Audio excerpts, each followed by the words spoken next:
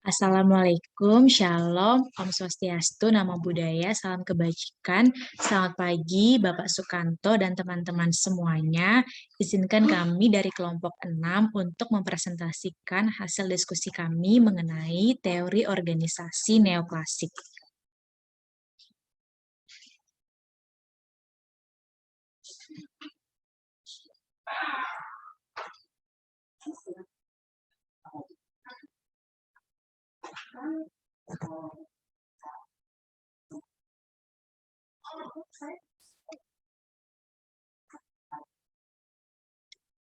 Pertama-tama, saya akan memperkenalkan anggota kelompok kami. Perkenalkan, saya sendiri, Syara Agustina Suciani, lalu ada rekan saya, Mbak Erika Alia Amelinda, Naila Ismatal Maula, Oktavina Putri Andika, dan Sandy Mahardika Febrianta Sari. Yang pertama, organisasi neoklasik. Teori organisasi neoklasik atau yang lebih dikenal dengan aliran hubungan manusiawi atau the Human Relation Movement merupakan suatu teori yang dikembangkan atas dasar teori klasik. Para ahli teori melakukan kritik terhadap pemikiran para ahli teori organisasi klasik, namun dengan tetap mempertahankan beberapa prinsip atau asas yang dikemukakan oleh para pemikir pendahulunya. Dan terdapat beberapa modifikasi untuk memperbaiki kelemahan-kelemahan teori organisasi neoklasik.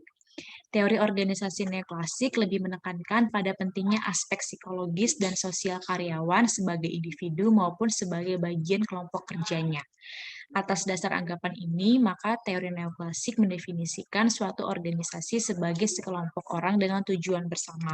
Jadi pada intinya bahwa teori organisasi neoklasik ini pertama kali dicetuskan oleh Elton Mayo, di mana ini merupakan bentuk dari ketidakpuasan terhadap teori organisasi klasik. Karena pada teori organisasi klasik itu manusia diibaratkan sebagai suatu mesin di mana harus selalu produktif dalam suatu organisasi, dan hal itu diperbaiki di dalam teori organisasi neoklasik ini di mana manusia itu juga merupakan makhluk yang harus diperlakukan sebagaimana mestinya, bahwa dalam suatu pekerjaan mereka juga harus dipikirkan secara psikologis maupun hubungan sosialnya seperti itu. Jadi manusia bukan hanya sebagai suatu mesin tapi juga memiliki psikologis dan aspek sosial yang harus diperhatikan dengan baik sehingga nantinya mereka dapat mengerjakan pekerjaan atau bagian dalam suatu organisasi itu dengan maksimal, sehingga teori organisasi neoklasik ini mendefinisikan suatu organisasi sebagai sekelompok orang dengan tujuan bersama. Artinya suatu organisasi itu terdiri dari sekelompok orang yang memiliki tujuan yang sama dengan minat dan keahlian di bidangnya. Lalu selanjutnya ada pendapat dari beberapa para ahli. Yang pertama tadi itu menurut Elton Mayo, di mana konsep teori neoklasik ini dibagi ke dalam 3 hal penting, yaitu partisipasi dari berbagai anggota, di mana para anggota atau pekerja itu dilibatkan dalam proses pengambilan keputusan. Lalu yang kedua, memperluas pekerjaan mereka. Dan yang ketiga adalah sistem manajemen yang bottom up, yaitu melibatkan semua karyawan, bahkan dari yang lapisan yang paling bawah untuk dapat berpartisipasi mengambil keputusan pada manajemen puncak. Lalu yang kedua adalah menurut Hugo Mansterberg, di mana unsur psikologi seperti emosi dan sebagainya itu juga menentukan keberhasilan sebuah produktivitas seseorang. Dan beliau membaginya ke dalam 3 cara, yaitu menemukan orang yang terbaik dan kompeten, yang kedua menemukan pekerjaan yang terbaik, dan yang ketiga menggunakan possible effect yang terbaik, yaitu untuk memberikan motivasi kepada karyawan yang ada. Jadi pada intinya adalah bahwa uh, dalam suatu organisasi itu terdiri dari sekelompok orang yang memiliki bidangnya masing-masing atau keahlian tertentu, sehingga mereka dapat mengerjakan pekerjaannya dengan maksimal, dan tugas manajer adalah memberikan motivasi kepada karyawannya agar dapat bekerja dengan baik sehingga tujuan yang dikehendaki oleh suatu organisasi dapat tercapai. Untuk materi selanjutnya akan dijelaskan oleh rekan saya, yaitu Sandy. Selanjutnya, Marx. Jadi, kaum neoklasik, teori nilai kerja Marx tidak mampu menggambarkan secara jelas mengenai nilai suatu komoditas dengan pendekatan marginal. Kaum neoklasik mengatakan bahwa faedah suatu komoditas akan semakin menurun dengan semakin banyak terpenuhinya kebutuhan akan komoditas itu. Teori nilai kerja Marx menerangkan bahwa nilai komoditas selalu sama dengan input labor. Namun, teori marginal utility mengatakan bahwa nilai suatu komoditas selalu dikaitkan dengan faedah atau utility, selalu berubah sejalan dengan bertambah kuantitas yang kita konsumsi.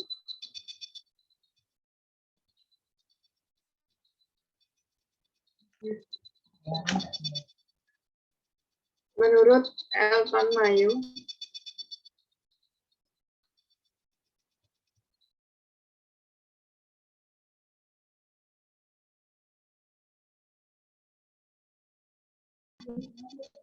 Heinrich Gosen, pencetus teori ini adalah Heinrich Gosen yang akhirnya menjadi hukum Gosen 1. Hukum Gosen 1 menjelaskan hubungan kuantitas barang yang dikonsumsi dan tingkat kepuasan yang diperoleh. Sedangkan dalam hukum Gosen 2 dikatakan bahwa sumber daya dan dana yang tersedia selalu terbatas secara relatif terhadap kebutuhan-kebutuhan manusia yang beraneka ragam dan hampir yang tak terbatas, dan bagaimana konsumen mengalokasikan pendapatannya untuk berbagai jenis barang yang diperlukannya.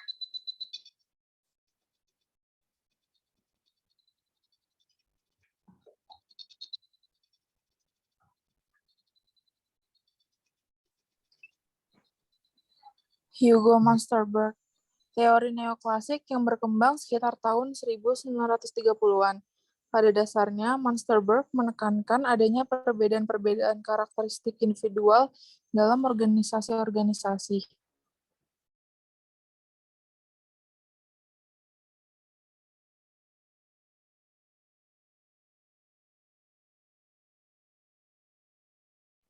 Solow-Swan. Menurut teori Solow-Swan, terdapat 4 anggapan dasar dalam menjelaskan pertumbuhan ekonomi. Pada tahun 1917, David Ricardo menerbitkan buku yang berjudul The Principles of Political Economy and Taxation. Bukunya mempunyai pengaruh besar dalam pemikiran ekonomi, karena kecakapannya menganalisis masyarakat dengan istilah-istilah yang abstrak. Solow-Swan berkesimpulan bahwa pertumbuhan ekonomi ditentukan oleh pertumbuhan penduduk, akumulasi modal, serta kemajuan teknologi.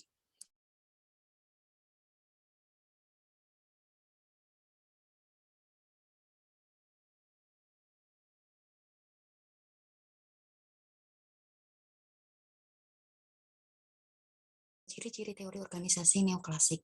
Hal yang paling mencolok dari teori organisasi neoklasik yaitu sebuah hubungan psikologis antara orang-orang sangat penting untuk produktivitas. Langkah selanjutnya yaitu kolaborasi antara manajemen dan karyawan atau anggota organisasi untuk mencapai tujuan yang direncanakan. Selanjutnya, ada beberapa kursus pelatihan untuk meningkatkan produktivitas karyawan, mengembangkan hubungan manajer karyawan, manajer yang ada. Pada intinya, pada organisasi neoklasik yaitu kerjasama. Dan teori ini sangat menekankan hubungan psikologis timbal balik untuk meningkatkan produktivitas.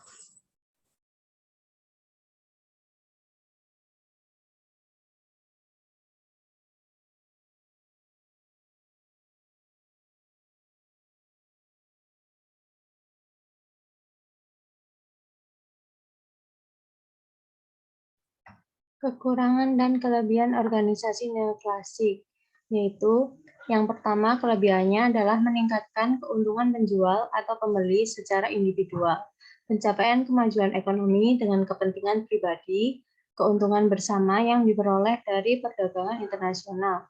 Sedangkan untuk kelemahannya yaitu jika pasar neoklasik terlalu kaku, maka akan terdapat campur tangan dari pemerintah masih dalam lingkup monopoli. Campur tangan ini jika dalam kinerja pasar tidak bisa mengendalikan dengan baik.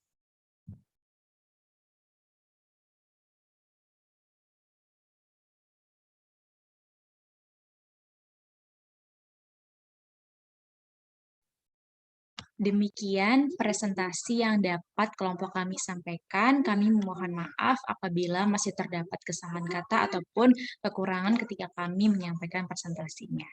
Terima kasih dan selamat pagi.